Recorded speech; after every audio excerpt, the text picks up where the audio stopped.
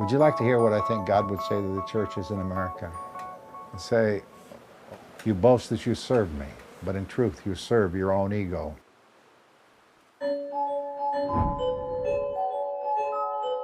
Tradition of the black church is to preach the gospel of Jesus Christ. How that is packaged, how that is promoted, becomes the challenge. Churches have bills to pay.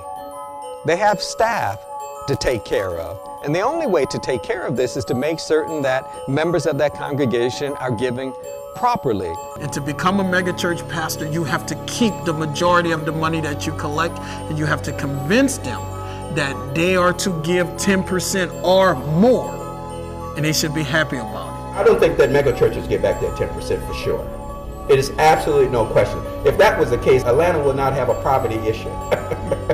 I would like to see the church go back to the point where it can collect tithes and offering and keep 10% and give away 90%. These people need my help, and I'm going to do everything I can to help them.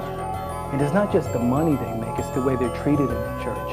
Often you will have some of these megachurch pastors, you can't even, if you're a member of the church, you can't even see them. He ain't even going to answer your phone call. Because another thing about these guys is you can't even talk to them. The gospel according to prosperity says that once you confess Christ as your Savior, you will become in His favor. And whatever you touch will turn to gold. And that's a complete lie of the gospel. Matter of fact, the gospel says that after you accept Christ, you shall suffer for His sake.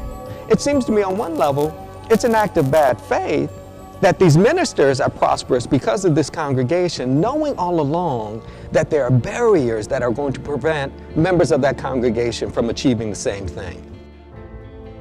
If the feds take a closer look at tithes, they will begin to see that the majority of that money is in His control.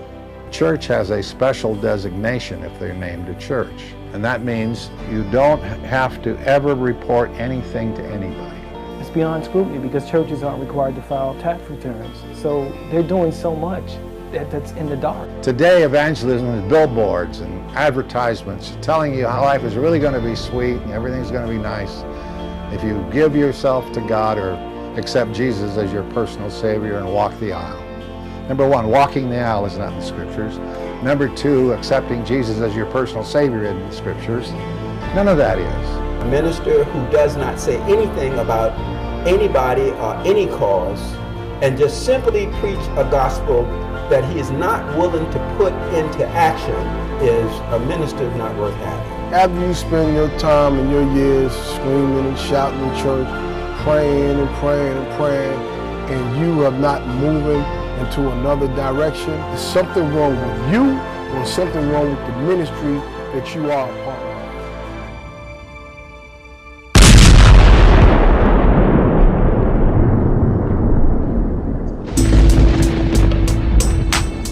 Cali, don't start that blasphemy shit. What they gonna do?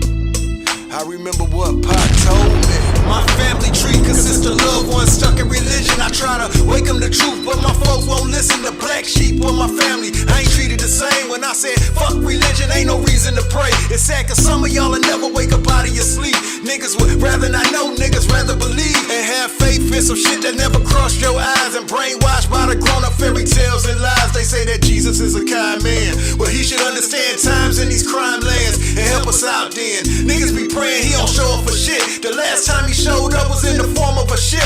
How the fuck we get tricked and niggas still ain't learned? Niggas round here talking about we guys chosen to curse. Religion got our people programmed head to heart.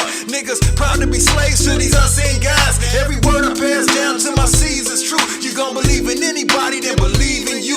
Believers always talking about how they gon' pray for all. While y'all pray for me, I'ma think for y'all. I told my kids I would always try to guide them right, cause ain't no such thing as Santa or Jesus Christ. And that Bible got these grown folks living in fear of some imaginary boogeyman that's dressed in red. That's why the preacher want me buried. Why? I know he a liar. He don't only want me dead, he want me to burn in fire. I expose him, cause I ain't hardly one of the sheep. I do a prayer challenge, had these pastors running from me. The real wolf in sheep's clothing, nigga trying to deceive. Pastor said he wouldn't pray with me cause I don't believe. Now that's some next level coward shit, I gotta admit. Nigga lost all his faith when I challenged the shit. This the religious dope game, you preacher the plug. Niggas selling false hope, yeah, and Jesus the drug. This shit got our people brain fried. Spiritual J's, they can't even tell the God and the devil's the same. Do not suppose that I have come to bring peace to earth. I did not come to bring peace, but a sword.